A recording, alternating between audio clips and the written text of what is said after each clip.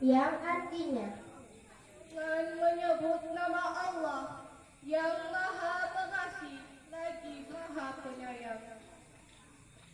Kamu sekali-kali tidak sampai kepada kebaikan yang sempurna sebelum kamu menafkahkan sebagian harta yang kamu sukai dan cintai, dan apa saja yang kamu nafkahkan.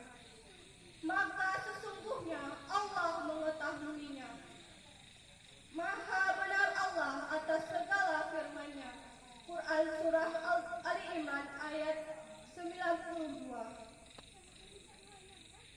hadirin hadirat rahimakumullah.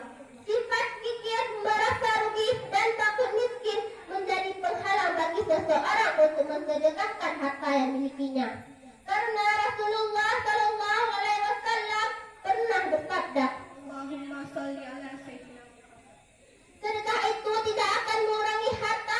Allah SWT akan menambahkan kemuliaan kepada hambanya yang pemaaf dan bagi hambanya yang tawadu. Karena Allah SWT akan mengangkat derajatnya.